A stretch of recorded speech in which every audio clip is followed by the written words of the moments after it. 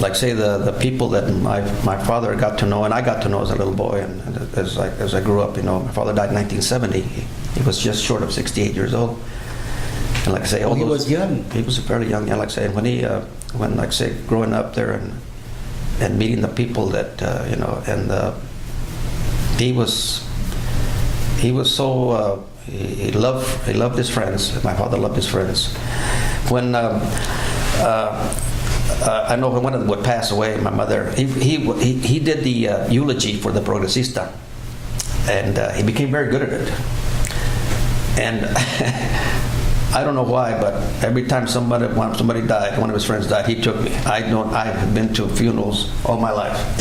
I swear to you, I've been to funerals all my life. When one of them would pass away, he would haul me up with him. And it was interesting. After the priest would do the service, he would get all his members around, all the members of the Progresista around the grave site, and he would recite this. They have this. It's one of the most beautiful things I've ever heard in my life. It'll bring tears to your eyes when it was a eulogy that he was reading.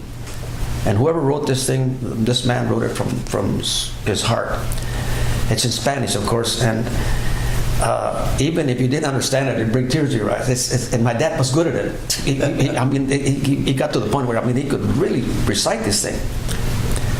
And when he passed away, I went to the mortuary to make the arrangement for my father. The first thing the guy says to me, "Who's going to do the reading, Adam?" And I says, "I don't know." He says, "Your father did it so well." I says, "I don't know."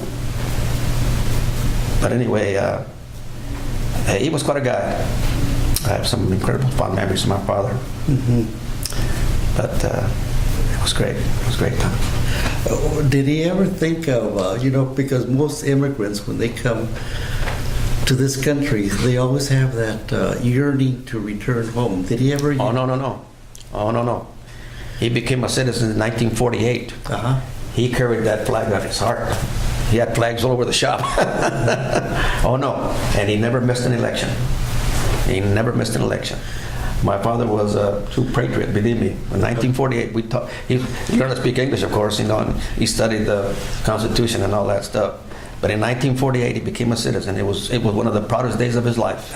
No, he never intended on going back. Believe me, he went to visit, but no. So he came here and he became a citizen and remained a citizen. And, well, like I say, but he was a flag waver. Let me tell you that. I used to get a bang at him. He'd call me on election night, especially, or election day. And he would call me up and he says, "Did you go vote?" I said, "No, Dad." I said, "As soon as I get out of work, I'm going to go vote." He says, "Okay, don't forget, you go over there and vote." And but he was a flag waver. I thought about this during the war. Remember the blackouts, Jimmy? Yes. Remember the blackouts? Yes. Well, he tried to join the service, but he had 4 kids, and he didn't speak English then, so they weren't about to take him. He joined the civil defense, and he was one of those guys that would send us over to Grandma and had blackouts. But and he carried that. I think the day that he died, I think he had his 4F card in his wallet. But he had his 4. But he wanted to join the service. He wanted to go join the army, go fight, But no. You got 4 kids. You can't even speak English. No, we're not going to take it. But he was so proud when he became a citizen. I'll never forget that. He was very, very proud of it. Yeah. But he was a flag waver. This was his country, not where he come from. No. Were there others in the community that felt like him? I'm sure. Oh, God, yes. Oh, sure. Yeah. Whether they became citizens or not, I don't know. But that feeling of being part of this country and participating in this country. Oh, yeah. Well, like I say, this was his country. This was this land. He was born over there, but this was his. So. Yeah. But that was. I'll never forget that. Like I say, when he came home, and he was so proud that he had he got his citizenship papers. Very, very proud. Very good. Adam, thank you so much for being with us this afternoon. As I mentioned at the opening of this conversation, you are our first guinea pig on this oral history of Colton, California.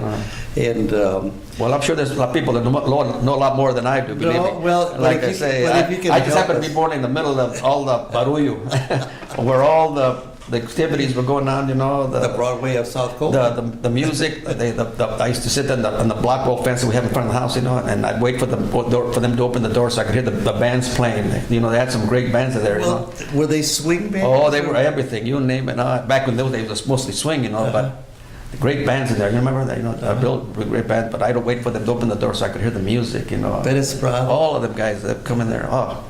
But those days are gone. Well, thank you so much. Truly Okay, Tommy. appreciate it. Truly appreciate you being with us this afternoon. Yeah.